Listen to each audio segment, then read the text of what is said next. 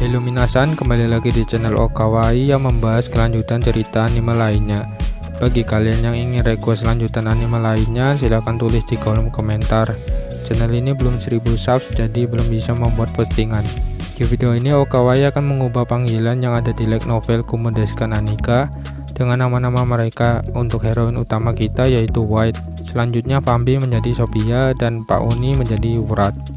Sebelum itu Okawaii meminta maaf karena mengikuti yang ada di novel. Seperti biasa, tidak perlu lama-lama, kita langsung ke video. Beberapa hari telah berlalu, pasukan Balto yang menyerang pasukan pemberontak berhasil dimenangkan oleh pasukan Balto. White yang sudah pulih akibat serangannya sendiri saat melawan Motimas, saat ini dia mendapat surat panggilan dari Raja Iblis Ariel. White harus menghadiri sidang rapat pengadilan yang membahas pasukan pemberontak. Singkat cerita, White tiba di sidang rapat pengadilan. Di sana banyak sekali iblis-iblis yang tidak pernah ditemui oleh White. Tapi dia mengetahui nama-nama mereka berkat cloningan White yang berbentuk laba-laba kecil. Komandan pertama yaitu Agner, bagi yang belum tahu ada di vol sebelumnya. Nomor 2 yaitu si Bob besar dengan nama Sanatoria. Nomor 3 yaitu si Otot besar dengan sikap gugup dengan nama Kogo. Nomor 4 yaitu Balto, si ahli strategi. Nomor 5 yaitu Derat yang berpenampilan seperti samurai. Nomor 6 adalah Huey yang berpenampilan anak kecil. Kemudian nomor 7 yaitu Warkis, sebuah pemberontak yang saat ini sedang disidang. Kemudian si hakim yaitu Raja Iblis Ariel. Ariel berkata, "Akhirnya kau tiba juga, White. Kemari duduk di sebelahku." White berjalan sambil dilihat semua komandan yang ada, yang membuat White menjadi tidak nyaman. Ariel membuka acara dengan menyebutkan bahwa komandan ketujuh yaitu Warkis telah menjadi pelopor pemberontak. Namun sebelum itu terjadi, White yang aku sayangi telah membongkar rencananya sebelum berhasil, kata Ariel. Semua yang ada di pengadilan terfokus pada White. Kemudian Ariel memutuskan bahwa Warkis komandan ketujuh akan dieksekusi mati. Apakah ada kata-kata terakhir? Kata Ariel. Warkis berkata, yang pengkhianat itu adalah kalian semua yang mau menjilat sepatu anak kecil yang mengaku sebagai Raja Iblis. Dia sama sekali tidak memperdulikan rakyat iblis, di mana saat ini sedang dilanda krisis dan kini Raja Iblis itu akan merencanakan untuk perang melawan manusia. Agner sebagai komandan pertama berkata, jika kau bukan pengkhianat, lalu mengapa kau melakukan pemberontak? Jika kau memang peduli dengan ras iblis, seharusnya kau menempatkan anak buahmu tidak di kondisi saat ini. Warkis yang mengetahui hal itu masih tidak yakin bahwa dia yang bersalah. Semua komandan terdiam dan saling menjaga pandangan agar tidak ketahuan, karena sebagian besar pasukan pemberontak ada pasukan dari komandan lain. White yang mengetahui bahwa Ariel saat ini sedang tidak mengaktifkan skill intimidasinya. Jika Ariel mengaktifkan skill itu, maka semua yang ada di sini akan menjadi penurut dan tidak akan menjadi pengadilan yang selayaknya. Aku kagum dengan Ariel yang memiliki kekuatan hati yang sangat kuat, kata White di pikirannya. Suara keras berasal dari Ariel yang menyebutkan bahwa Warkis di hari ini dan waktu ini langsung dieksekusi. Ariel menyuruh Blow untuk menjalankan tugas itu. Blow yang tahu tentu berusaha menolak dengan menjelaskan bahwa Warkis perlu diinterogasi lagi. Balto yang tahu adiknya berusaha menolak berkata, "Cepat lakukan."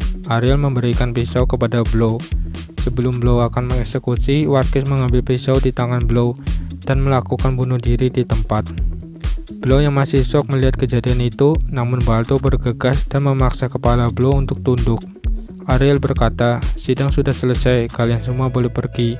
Untuk Balto, aku berharap pasukanmu akan dipindahkan ke komandan lain, dan kau bisa lebih fokus dalam urusan admin. Untuk Blow, kau akan mengambil bagian sebagai komandan ketujuh, dan bawa semua pasukan pemberontak. Sebelum Blow menjawab karena tidak suka dengan keputusan Ariel, Balto kakak dari Blow menjawab, "Baik yang mulia." Semua komandan telah pergi. Ariel melarang White, Wrath, dan Merah untuk pergi. Ketika Merah akan menutup pintu, Ariel telah memakan mayat Warkis menggunakan skill glutoninya. White berkata, "Apa kamu baik-baik saja?" Ariel mendengar hal itu terkejut karena White sangat jarang berbicara jika tidak di kondisi genting. Merah dan Wrath juga bingung apa maksud perkataan White kepada Ariel. Ariel menjawab, "Ya, aku baik-baik saja. Terima kasih telah mengkhawatirkan aku." Ariel memberitahukan bahwa informasi saat ini sangat penting, yaitu mengenai reinkarnasi. Ariel menyuruh Wrath untuk segera membicarakan informasi itu. White berkata, aku bertemu dengan guru kita. Dia berada saat peperangan melawan pasukan pemberontak. Dia juga berasal dari ras elf. Di luar tempat sidang, Balto membawa Blue ke rumah mereka. Dia melempar Blue dan memukul wajah Blue. Blue tidak merasakan sakit karena perbedaan statik. Balto lebih sering di balik layar sehingga statiknya tidak terlalu meningkat drastis. Balto berbicara dengan marah. Apa kau tahu posisimu, Blue? Raja Iblis sudah tahu bahwa kau akan dijadikan sebagai korban eksekusi selanjutnya. Karena dia tahu kau selalu membantah rencananya, tapi dia masih memiliki kesabaran. Blue yang mendengar hal itu terkejut. Balto kakaknya mengetahui maksud sidang tadi. Balto berkata, saat ini kau berada di pasukan 7, mantan pemberontak. Jika kau tidak berhasil menahan pasukan pemberontak, maka Raja Iblis akan menghabisimu. Blue tidak habis pikir, saat ini posisi dia sangat tidak bagus. Balto berkata lagi, jika kau mengumpulkan seluruh pasukan ras iblis, bahkan dengan komandan sekalipun, aku ragu kau tidak akan bisa mengalahkan Raja Iblis. Karena aku tahu seberapa kekuatannya. Mungkin itu hanya sebagian kecil dari kekuatannya. Kau tahu, monyet balas dendam yang ada di pegunungan mistik, secara statik mereka sangat lemah. Namun jika salah satunya mati, mereka akan berkumpul untuk balas dendam sampai terwujud. Itu adalah bencana yang lumayan serius bagi ras iblis. Blue hanya terdiam mendengar ocehan dari kakaknya. Balto berkata lagi, apa kau bisa mengalahkan musuh burung raksasa dan monster raksasa sendirian? Blue menjawab, tentu bisa dengan memasang jebakan. Balto berkata, bagaimana jika tidak ada jebakan dan kau seorang diri? Blue menjawab, tidak bisa. Balto memberitahukan bahwa Raja Iblis telah mengalahkan raksasa burung dan monster dalam jumlah yang sangat banyak di satu tempat tanpa mengeluarkan keringat sedikit pun. Aku ingin kau sadar dan mengetahui posisimu, Blue, kata Balto. Di sisi lain, Agner memanggil Sanatoria, si opai besar, Hue si komandan kecil, dan Nereo komandan ke-9 yang tidak terlalu penting. Agner memperingatkan mereka bahwa agar tidak melanjutkan rencananya dalam memberontak. Karena sidang tadi adalah bentuk kekuatan Raja Iblis yang telah mengetahui rencana pemberontak yang dilakukan mereka. Sebagai catatan, orang yang mengendalikan pasukan pemberontak dari belakang layar adalah Agner. Dia memberitahukan seolah-olah dia tahu pasukan mana yang membantu pasukan pemberontak. Setelah memberitahukan maksud itu, Agner pergi meninggalkan mereka. Agner tiba di rumah. Dia tidak habis pikir rencananya telah gagal dalam memberontak. Dia juga tidak habis pikir Potimas tidak membantunya sama sekali. Meskipun di peperangan ada pasukan elf, tapi belum semuanya dikirim. Sebagai catatan, 27 Glorias milik Potimas sebelum dikirim ke medan tempur sudah dikalahkan dengan White, meskipun mengorbankan dirinya bersama Potimas. Apa jadinya jika 27 Glorias ini datang? Pasti pasukan Balto akan sangat mudah dikalahkan. Mengingat pasukan Glorias milik Potimas persis seperti insiden UFO yang sangat kuat. Kita kembali ke cerita. Di saat Agner meratapi nasibnya, tiba-tiba di ruangannya penuh dengan laba-laba putih dengan mata merah. Agner bingung dan ketakutan melihat itu semua. Tanpa dia sadari, White telah berada di hadapannya. Agner yang mengetahui bahwa White adalah teman Raja Iblis sekaligus mata-mata, dia menerima nasibnya yang akan dieksekusi akibat pemberontakan. Namun White memberikan informasi dari Ariel bahwa Agner tidak akan dieksekusi dan menerima sebuah tugas.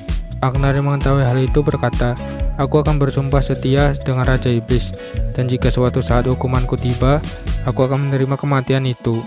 Setelah selesai, White pergi. Sebelum insiden, White menemui Agner.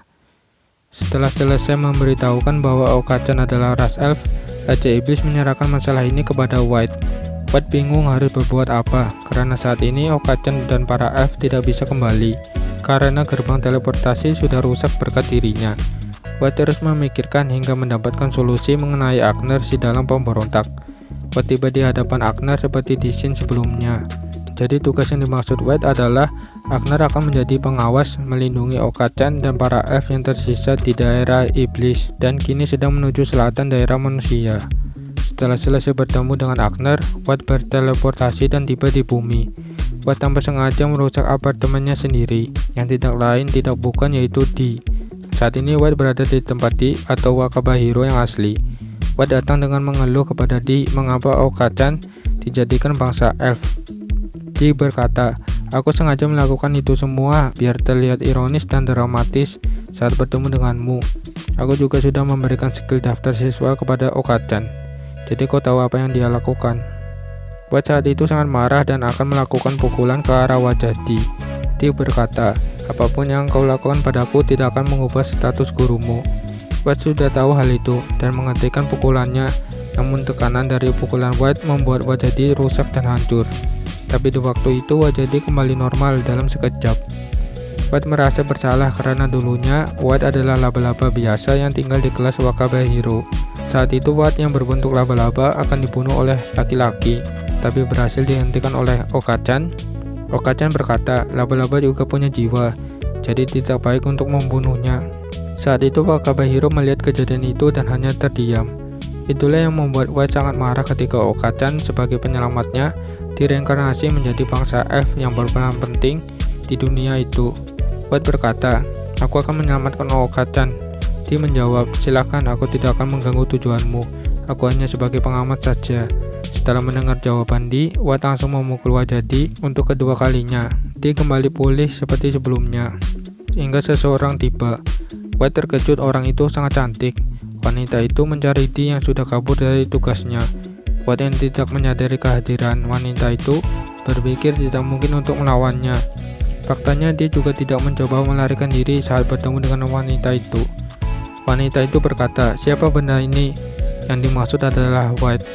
Di berkata, dia adalah laba-laba yang aku ubah menjadi diriku untuk mengecoh dirimu. Wanita itu sudah kehabisan waktu dan menyeret Di dengan tangannya dan berkata, ayo kembali, kau harus bertugas di dunia bawah neraka. Di menjawab, aku tidak mau kerja, aku hanya mau bermain. White yang melihat itu seperti seorang kakak yang datang membawa adiknya setelah kabur dari rumah. Sebelum berpisah, dia berkata, maafkan diriku yang lain, untuk sementara waktu aku tidak akan kembali ke sini. Itu artinya aku tidak akan mengganggu dunia itu. Kau jangan ragu untuk menggunakan sesuatu yang ada di apartemen ini, entah 1 atau 2 item, itu akan berguna bagimu. Kemudian Di dan wanita itu pergi. Di kastil Raja Iblis, White dan Ariel sedang menunggu kedatangan Mera. Mera akhirnya tiba dan langsung diberitahu oleh Ariel. Ariel sangat membutuhkan Mera pada tugas ini, di mana saat ini Okachan sedang menuju ke desa lain, perbatasan daerah manusia. Faktanya Ariel telah diberitahu oleh White bahwa Okachan sudah menyelamatkannya di kehidupan sebelumnya, dan skill milik Okachan yaitu daftar reinkarnasi. Oleh sebab itu, Ariel ingin Mera mengikuti Okachan dan tiba dulu di desa itu, dan membunuh semua klan yang ada di sana, kemudian menyisakan 2 reinkarnasi. Mera pergi bersama 2 wyvern yang dulu telah menemani mereka perjalanan jauh.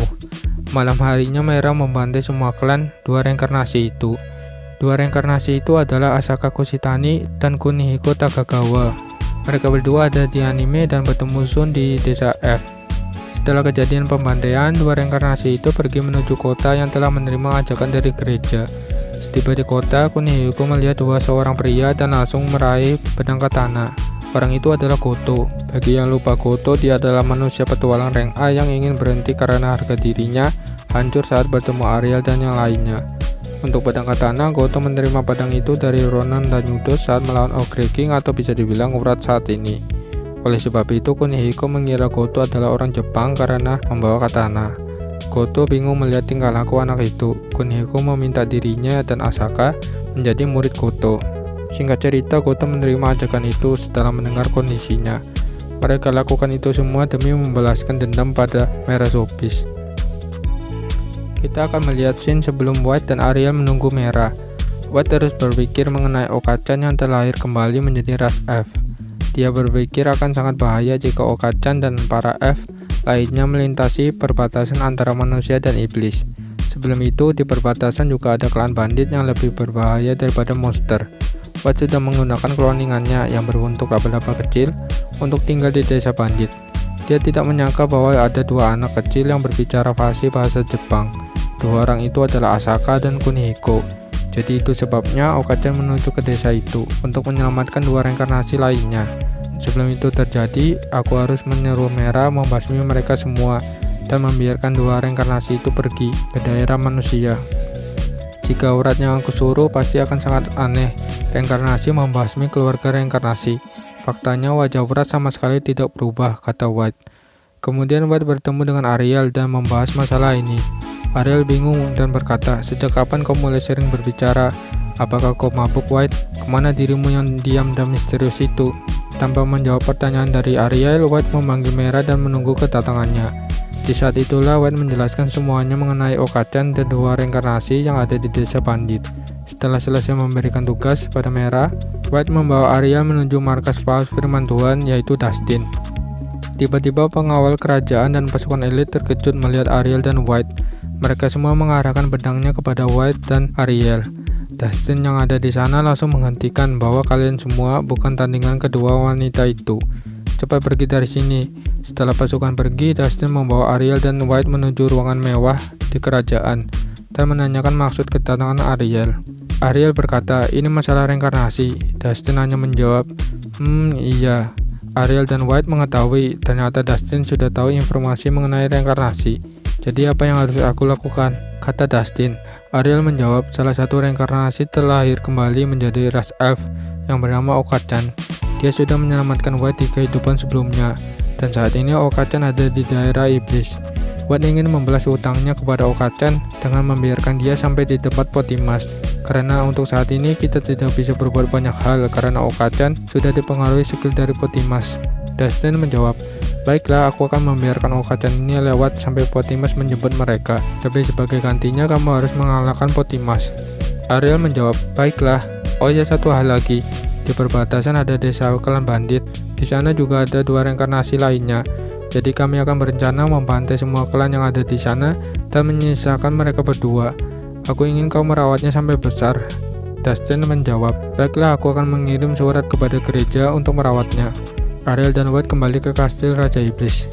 Di sana Ariel sangat marah dan meminta agar White memukul wajahnya. Faktanya tanpa dia sadari sudah setuju dengan janji untuk membasmi elf. "Sebenarnya aku ingin sekali membasmi orang-orang seperti mereka. Tapi jika itu bisa, aku tidak tahu bagaimana itu bisa tercapai. Aku mengandalkanmu, White," kata Ariel. Di sisi lain, Okachan terus berpikir tentang perkataan Wrath yang tidak ingin ikut dengannya. Dia juga berpikir kemungkinan Ijima atau Wrath sudah ditipu oleh Raja Iblis. Raja Iblis sendiri itu seperti makhluk yang sangat jahat dan tidak mengenal ampun. Siapa saja yang menghalangi jalannya, entah dari ras mereka sendiri atau ras lain, semua akan dibantai. Itu semua sudah terjadi di pertempuran sebelumnya. Secara tidak langsung menggambarkan Raja Iblis di sini sama dengan Raja Iblis di versi novel saat di Jepang, kata Okachan di pikirannya. Mereka tiba di desa bandit yang sudah dibantai oleh Mera. Okachan dan pasukan elf lainnya membuka gerbang teleportasi dan pergi dari situ. Okachan bertemu dengan Potimas. Sayangnya Potimas menjelaskan untuk berhenti sejenak mengumpulkan reinkarnasi yang tersisa. Reinkarnasi yang tersisa di luar jangkauan Potimas yang membuatnya kesusahan. Okachan hanya bisa melihat skill daftar siswa, yaitu dengan informasi, nama dan penyebab kematian. Potimas menjelaskan bahwa sebagian yang tersisa merupakan bangsawan dan itu akan sangat sulit membawa mereka. Lebih baik mengawasi mereka dari kejauhan. Potimas berkata, "Aku sudah mendaftarkanmu di sekolah akademi, tempat para bangsawan reinkarnasi sekolah. Jadi manfaatkan waktu itu, Oka." Di tempat Raja Iblis, White terus berpikir mengenai cara menyelamatkan Okachan yang terpengaruh oleh Potimas. Setelah cukup lama berpikir, White tiba pada kesimpulan bahwa satu-satunya cara yaitu membunuh Potimas. "Aku akan bersumpah menyelamatkan Okachan dan Ariel." Tapi White bingung mengenai tidak ada generasi selanjutnya. Tanpa disadari, Ariel mendengar hal itu, tentang tidak ada generasi selanjutnya. Dirasa di luar jangkauan, Ariel membawa White ke ruang bawah tanah. Di sana ada tembok yang menahan jalan, namun berhasil dihilangkan oleh Ariel. Di dalam ruangan itu ada draconoid hitam yang sudah tua, bernama Reise.